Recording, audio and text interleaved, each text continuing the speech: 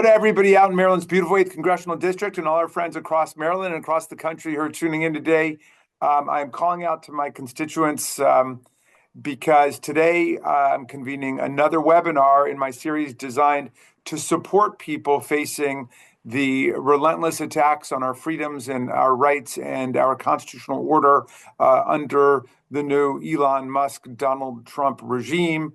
Happy Valentine's Day, everybody. A fitting time to remember that love is love for everybody and that taking care of one another makes everybody in our community stronger. This is my third webinar that we've had during this strange new period we've entered. We did one initially about the rights of federal workers and the Godfather offer fork in the road letter from Elon Musk to the federal workers. And we've been making progress on different fronts there that we've talked about.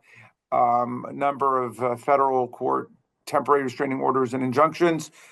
We had one on immigrants knowing their rights and the victories we've had against President Trump's executive order purporting to nullify birthright citizenship for millions of people born in the country whose citizenship he intended to revoke, and that has been roundly struck down.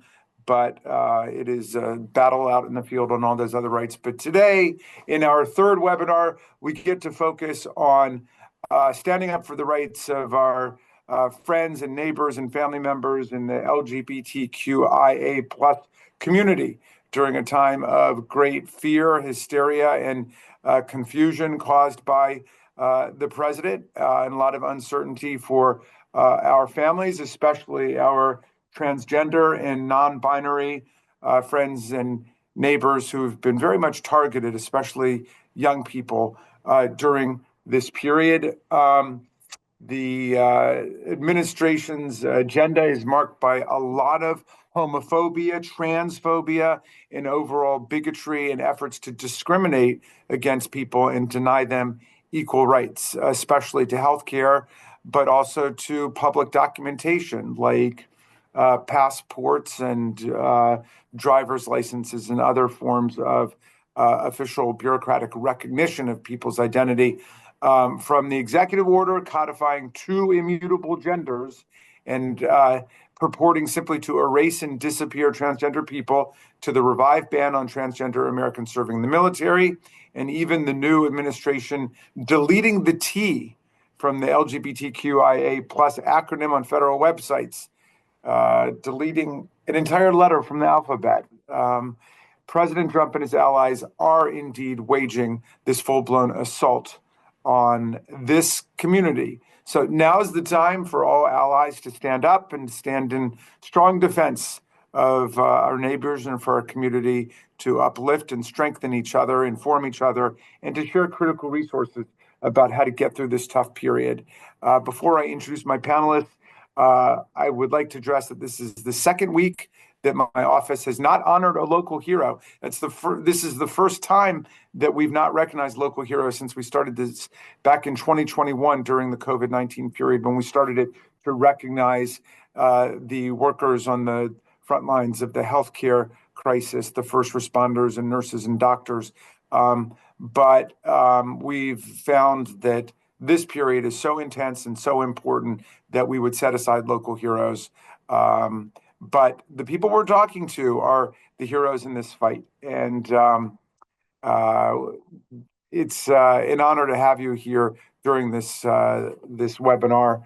And let me go ahead and introduce our panelists for the day. Arli Christian is a senior policy counsel in the ACLU's National Political Advocacy Department, advancing legislative and administrative initiatives to support and protect the LGBTQIA plus community. Arli will provide an overview of recent Trump-Vance administrative executive orders and court cases affecting the community. We won a big victory yesterday in Maryland for everybody across the country. And so it's very exciting that we're going to get to celebrate that and explore the meaning of that decision with Arli. Our second panelist is Lee Blinder, the founding executive director of Trans Maryland. They will present an overview of Trans Maryland's advocacy work. And our third panelist is Dr. Amena Johnson, Montgomery County's first LGBTQ liaison. Dr. Johnson will share resources available for Montgomery County at the local level for my constituents. So without further ado, I'm going to turn it over to Arli Christian to begin and tell us the good news and then generally what's happening in the field. Thank you so much, Representative. And it is such an honor to be here with you, longtime fan of all the work you're doing in Maryland and in our country. You gave a great overview of what's happening. There has been an all-out assault on our LGBTQIA plus community in the past few weeks.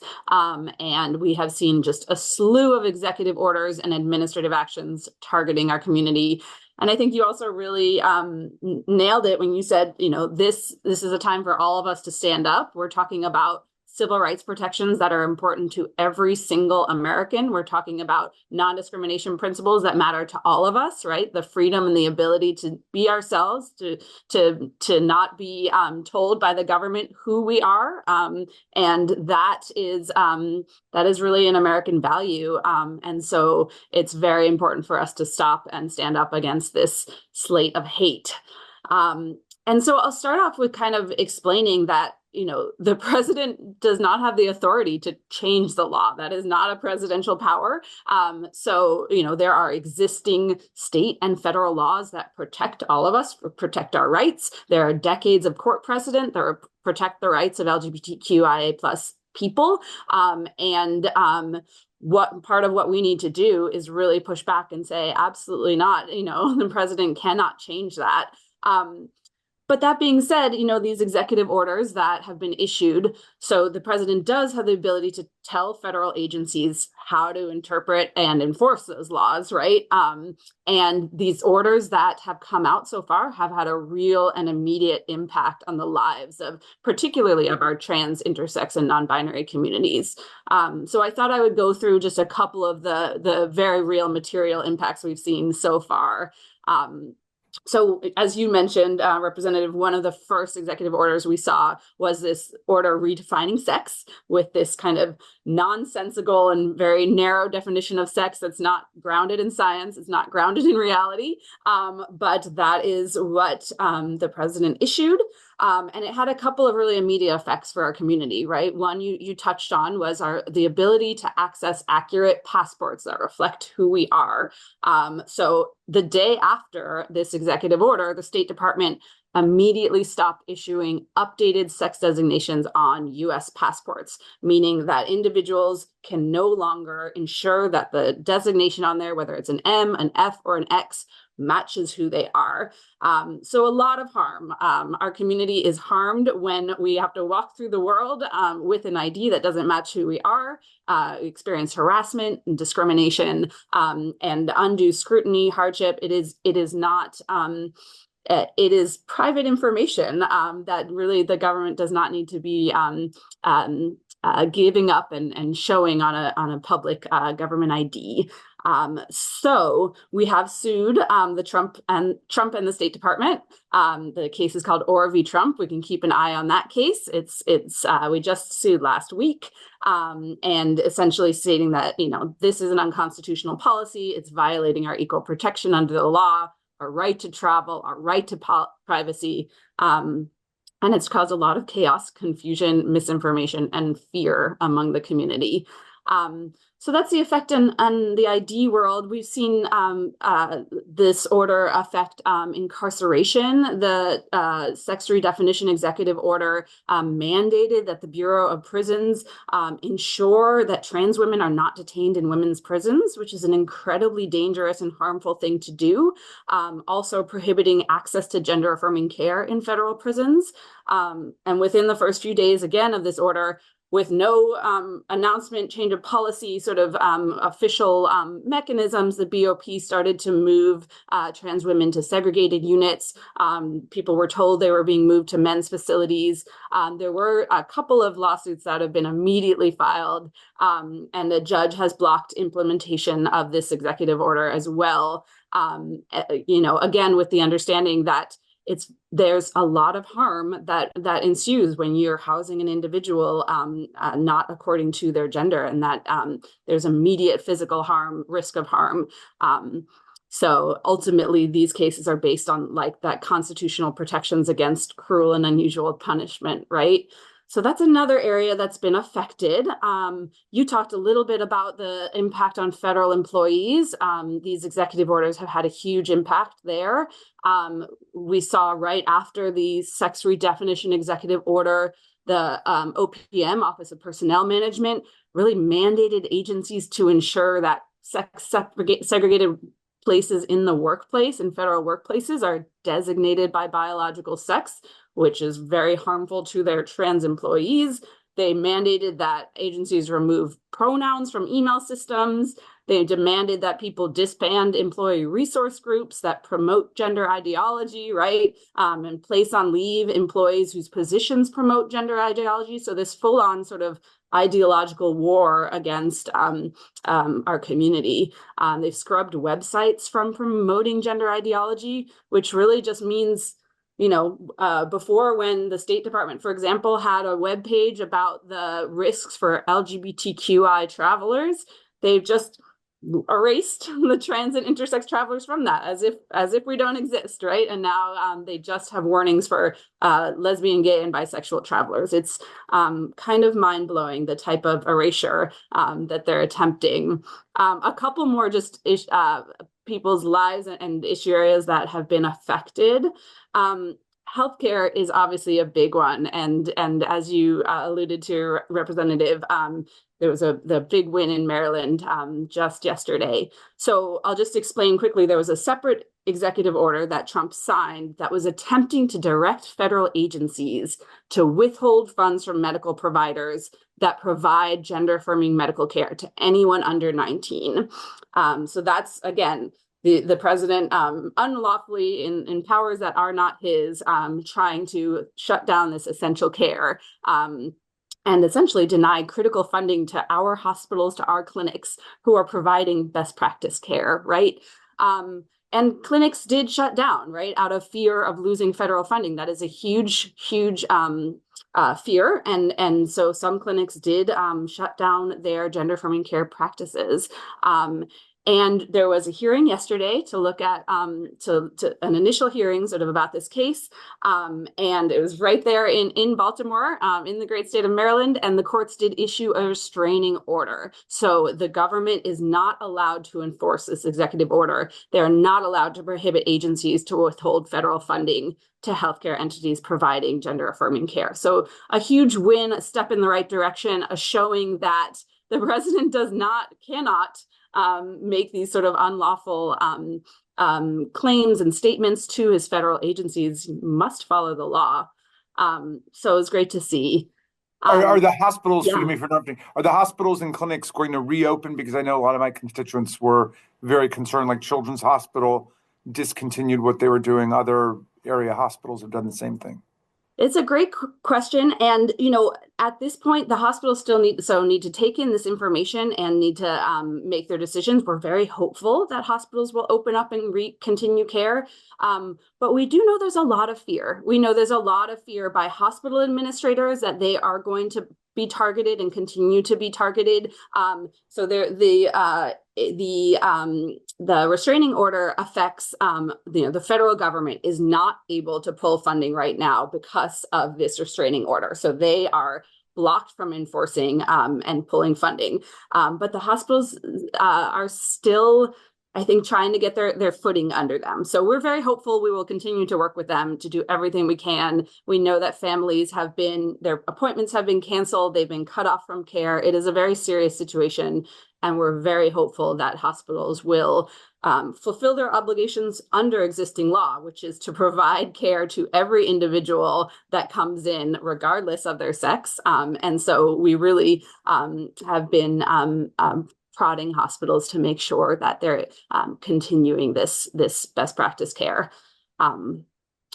But we have to defend them as well, right? We have to make sure that we are defending our hospitals and ensuring they have the protection and the tools they need to provide this important care.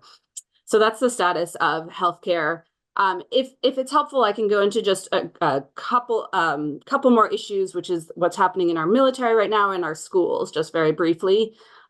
So, I think it's important to just recognize what's happening to our transgender active duty service members, right? There was a separate executive order signed by the president with what I would call particularly heinous language, right? Really saying that trans identities are inconsistent with a soldier's commitment to an honorable, truthful, and disciplined lifestyle. Like, what a wild thing to say among all the wild things that they've done. But there are thousands of transgender people serving in the military in active duty. Some of them are very specialized, very skilled, highly skilled. They're embedded in their teams, and they are at risk of being fired because of who they are by the federal government because of who they are. So it's a very serious situation. We've had a couple of different lawsuits on behalf of active duty service members seeking to block enforcement of that executive order. And then lastly, just a touch on schools, because obviously this is very important issue area for your constituents. A number of executive orders that the president has signed have taken aim at schools. There was one entitled End Radical Indoctrination in K through 12 Schooling, and that seek to ban federal funds from teaching what they called discriminatory equity ideology. Again, it's a scare tactic. They're really attempting to scare these schools that have in place policies that support and affirm their LGBTQI students, students from all backgrounds, all genders, all races, right? Schools are committed. And Trump cannot change the law. And so this is another order that we have to stand up to. And many have. So many incredible educators across the country, I think, including folks from the Montgomery County public schools I'm thinking of. They put out a great statement about this. Schools have stood up and said, we will not abandon our values. We're committed to creating a safe environment where all students can learn and thrive. And they're committed to, protections under the law, which exist and still exist. So really kind of trying to fend off these scare tactics. And the fight continues, So this is just sort of the array of issues and people that have been affected by these executive orders. And we have to continue to stand up, to band together to make sure that none of these harms kind of continue to move forward. That's the overview of what's happening. Arli, thank you for that terrific overview. It was really awesome, and we can feel some pride that it was a federal district court in Maryland that struck the first blow against the anti-trans executive order in Orr versus Trump, just like it was in Maryland where Obergefell began, and the Supreme Court's decision invalidating marriage discrimination started right here with their marriage. All right. Let's see. I think we're going next to Lee and then to Amena. Lee, you are recognized. Thank you so much, Representative. I just want to acknowledge that, my very esteemed and talented colleague just shared quite a lot. I think it's hard to sit with all of that, certainly as an openly transgender and non-binary person, as a person who is in a leadership position in this community, right? It is an assault on this community, constant, unrelenting, and excessive. And it has a real impact on individuals who are, both within my spheres and circles in my personal community, my friends, my loved ones, and then also with the folks that Trans Maryland serves. I'm also the chair of the Maryland Commission on LGBTQIA plus affairs. So we are hearing from Marylanders, in that capacity for myself, and then the director of the commission receives those community concerns a little bit more directly through email, but I certainly receive them when I'm out and about in community. And it is an intense time. It is a difficult time. It is probably, for many of us, the most difficult time that we'll be facing in our lives for the trans community. That would be my hope that this is as difficult as it gets. But what really is needed, and what's very clear to me, is that we must look to the long legacy and history within this community of connecting in with one another, of taking care of one another when the systems that were never built for us fail us, turn their backs on us, and refuse us. Representative, your call to action, right, for allies to become engaged is especially salient right now. We really need individuals who see what is happening. Many folks, may not even know. I think it's very easy, potentially to miss this information if it's not on your radar, if you don't have a trans loved one. This is such a tiny portion of the population, right? We're talking estimates around 1% of the population are transgender people. So this is a very small community. And when you're talking about a vulnerable minority, that's how they start, is picking off, a very vulnerable minority and trying to attempt to eliminate that community from public life. And that is what the goal of these executive orders is. And so there's a very easy and actionable step to take, and that is to support this community, to be full-throated about it, to make sure that you're having conversations with the loved ones and people, your coworkers, your neighbors in your life, and because we need it. We need this. We cannot do this alone. We are a small community, right? So we're going to rely on both our own voices and our own caretaking networks. We will continue and always will take care of one another in the time-tested way that this community really thrives at. But we also really need, our allies to take that step to become engaged, to both materially and financially support organizations who are dedicated to the trans community specifically, and then organizations, who are mounting these legal defenses. And the reason I say that there's this multifaceted approach that's needed is that it's very easy, for things to go unchecked. And it is an active process that folks must take in order to be able to become engaged. So a few things that Trans Maryland is doing: we are a multiracial, multigender community power building organization for Maryland's trans community. We are going into our 7th year. Every now and again in good times, I've asked myself, do I still need to do this? Or is this work still needed? And I'm really glad, I guess, that the conclusion that I came to in those more positive times when we're seeing, particularly in Maryland, very excellent forward progress, that the answer was yes, because now we have this built network, we have connections, we have thousands of people who are following our social media, who are signed up on our newsletters, who are getting and seeking information for us. We have hundreds of people who will turn out in under 48 hours notice for the court case. Packed the court. We had an overflow room. So we are seeing people who are stepping up and to be engaged with this community.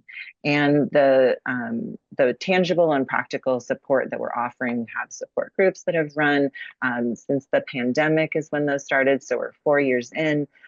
We also run the largest name and gender marker change program for adults in Maryland. We have served over 2,000 people in that program now. And we also, work on policy access. So we are lucky to be in Maryland and to be having, I say many days, my heart goes out to the folks, my siblings who are running organizations like Trans Texas, Trans Ohio. I have my full unequivocal support and solidarity for them. And I also am so grateful. I really don't know how they're doing it. It is difficult to run a trans organization in this climate, in the most supportive, right? One of the most supportive states. So again, always thinking of, my siblings who are living in states where the state themselves, are really coming for that community as well. So they're enduring a targeting from both the federal level as well as the state level. So we are lucky to be here in Maryland. We are working on things like the Birth Certificate Modernization Act, which would remove it would just remove gatekeeping steps that have to be undergone and excessive paperwork. It's really a very simple administrative bill That's one small piece.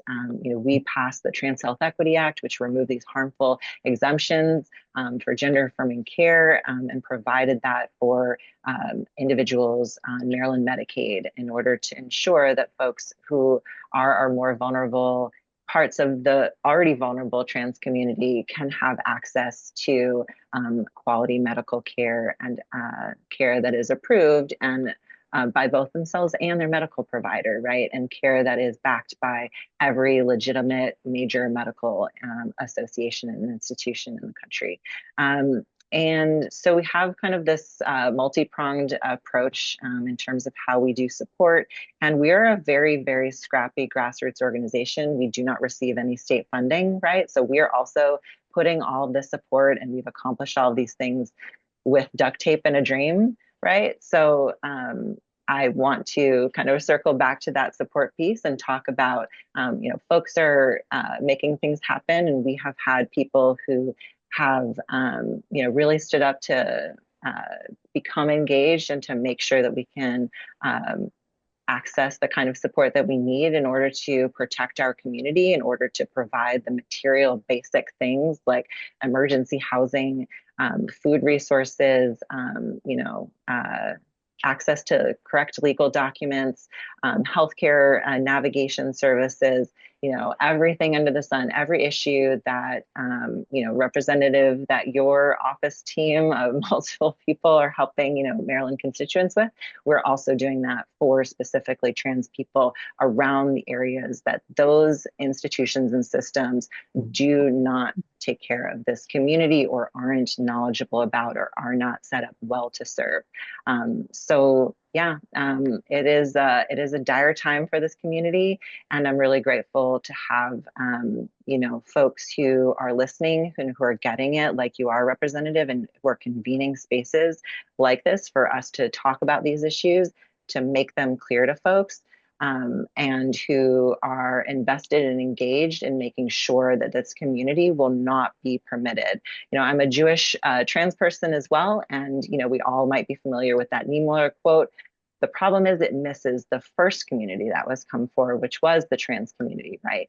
And so when we're thinking about that, Magnus Hirschfeld had a sex and gender program. And so the targeting started there, where Nazi Germany, they burned his research on this community and set, the progress for this community back, so many years.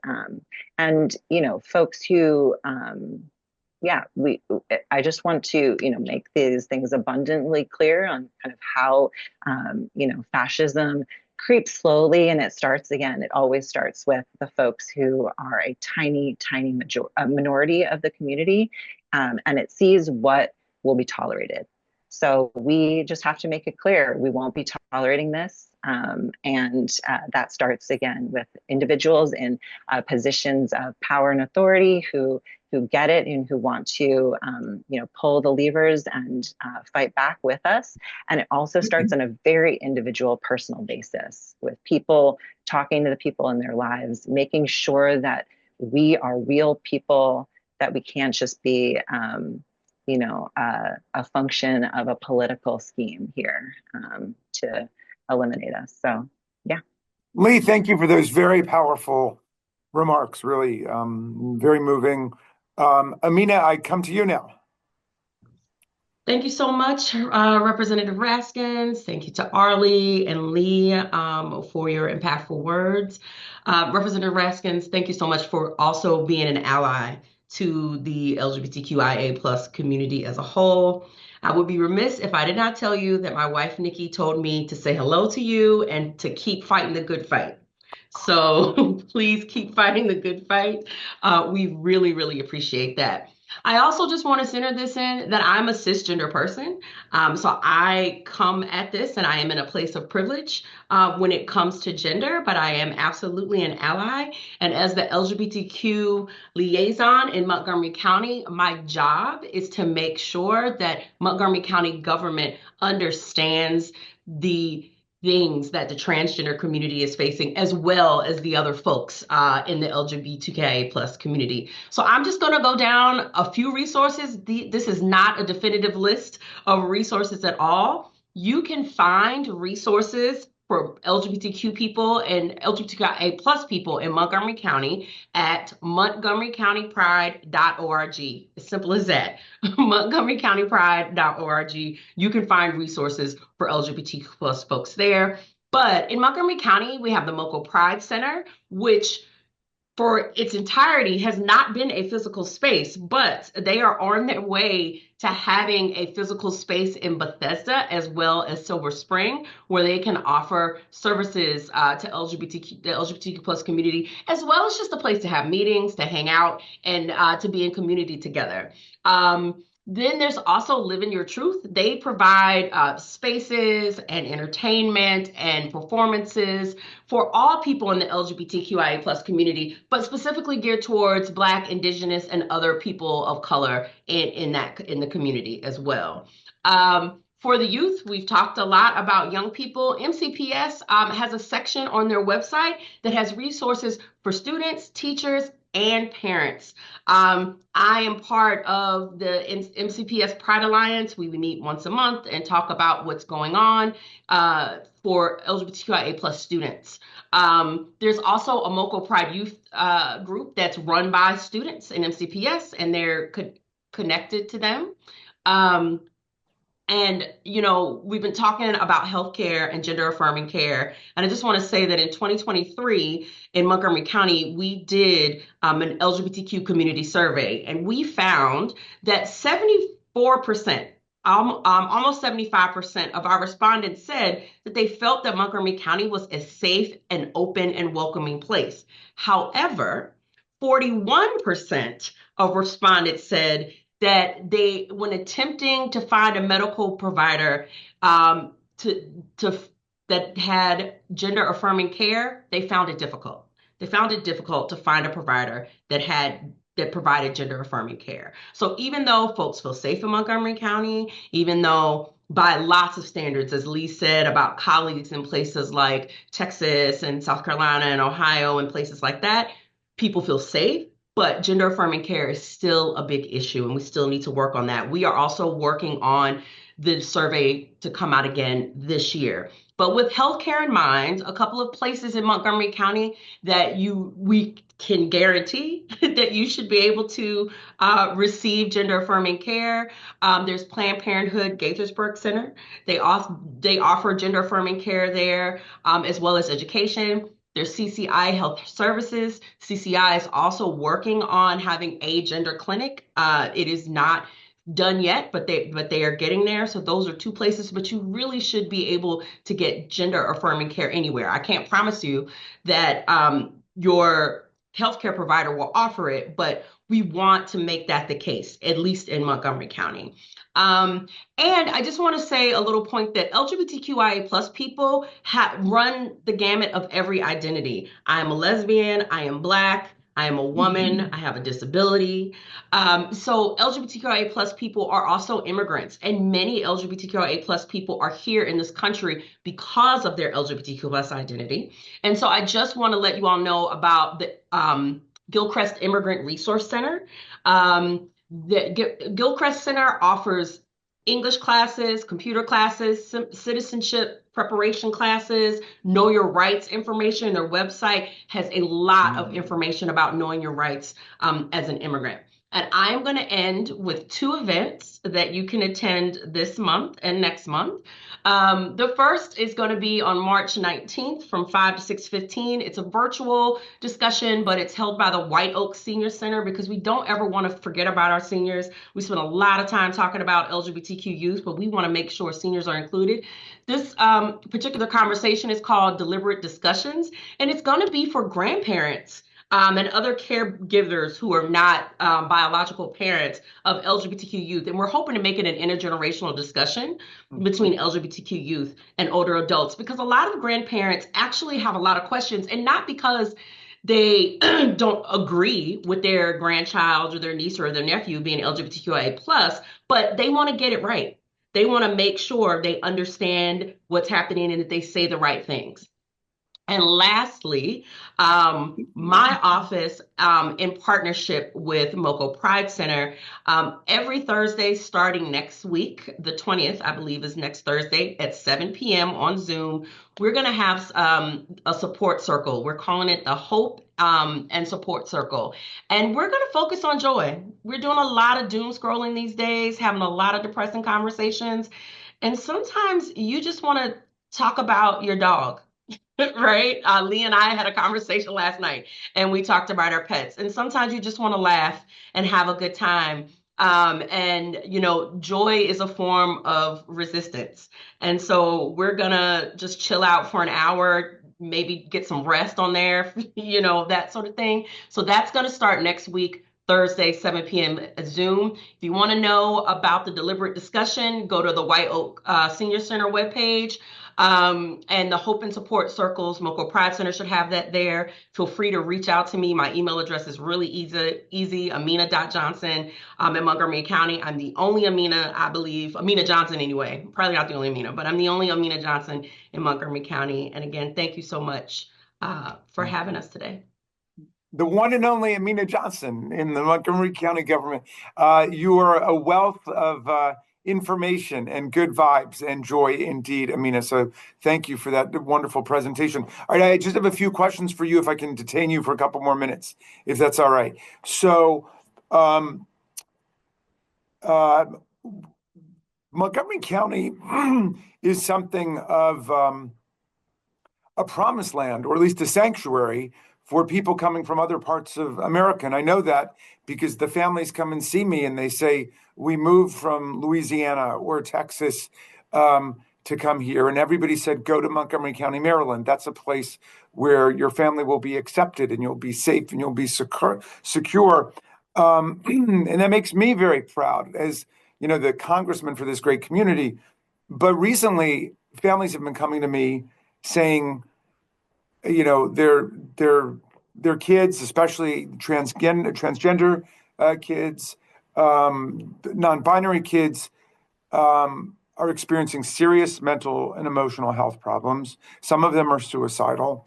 And the families themselves are asking the question of whether there's going to be a place long-term for them in America. Some of them are talking about going to Portugal or going to Spain, leaving America. I mean, you could have knocked me over with a feather because people have been talking about ever since this Trump madness began, you know, going to Canada and getting away, just to try to separate yourself from it all. But they were speaking from a place of real fear and serious anxiety for their families. So what I want to ask, and maybe Arli, I can start with you on this one. Lee rightfully points out that these are classic authoritarian or fascist tactics, picking numerically small, vulnerable groups like transgender youth, like the undocumented, which may not be so small, but it's certainly vulnerable and legally and politically invisible for the most part, and attacking them and then just kind of going down the line. Thank you for bringing us the good news about the Orr v. Trump case. Where does the ACLU see all of this going? Because I was tongue-tied and flabbergasted to be posed with that question. I thought and they were asking me advice about what their family should do. So I'd like to get your take on it, and I'm happy to tell you afterwards if I could start with you, Arli. Absolutely, and hopefully my internet holds. It's coming in and out a little bit, but I heard your question. So you know, I think as Lee kind of laid out for us, like we are at a precarious point in our country, in our democracy, in our values. The ACLU is very aware of that, and we are fighting in all the ways we know how, right? And this is this is a fight that is happening on many levels. We need to fight unlawful grabs of power in the courts. We need to fight them in our communities, in the streets. We need our representatives standing up right now. We need our nonprofits and our non-government organizations strengthened and really able to stand up to any abuses of power within the government. We're seeing, this incredible shrinking of our federal government. Our federal employees are literally being let go left and right. And it is, these are people who care very much about our democracy, about our people, about the services we provide to our communities. And we need to make sure that we're standing up to this sort of as a unified front. So I think the way the ACLU is thinking about this is, there is no one solution. There's no, the courts aren't going to be able to stop all of this. There's certainly exciting developments like the Maryland decision yesterday, but there's so many aspects of what's happening right now that are eroding our democratic principles and our civil rights principles that we need to be standing up to. So it's incumbent on all of us, right? And it's supporting our institutions, our non-government institutions. It is supporting our representatives to be empowered right now to stand up. It's supporting our voting and our democracy principles, and supporting our community groups, right? When the work that Lee is doing in Maryland, for example, is so critical to, the ability of trans and intersex and non-binary people within the state of Maryland to survive and thrive, and the amazing progress that you all have made. And we have to continue to support these groups as we go through this period where, the federal government is dropping the ball and grabbing power in so many different ways. So we can get through this, but it's going to take a lot, and all of us really working together to make sure that we right the ship. Well, that pretty much captures everything that I think, and what I tried to say, much less eloquently. But I try to encourage people to think of it in terms of short term.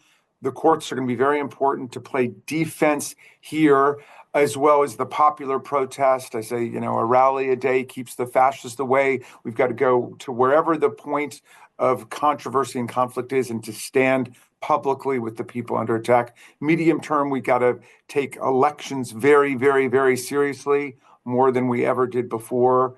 We have a chance to cut this reign of terror in half in 2026. But long term, it is about the community and institution building to create the resiliency to resist the virus of fascism and authoritarianism, which is running all over the world. And we've got to build up those antibodies, and we've got to educate young people about the practice of democracy and freedom. It's about building that herd immunity so that when the fascist and the anti-gay and anti-trans and anti-Semitic speech comes in, the racist speech and all of it, that people are prepared to stand together in solidarity. Well, look, I would like to keep going with you guys, but I've just been called to another crisis. There's another crisis in the Department of Justice. I've got to go and try and deal with this. Amena Johnson from Montgomery County, you're incredible. Lee Blinder, thank you for your amazing words. Arli, all of you, I'm deeply indebted to you, and I know that this conversation will go out far and wide, and it's the beginning of a conversation. We're going to keep standing in solidarity throughout Maryland's 8th District, across our state, and across the country. Thank you so much.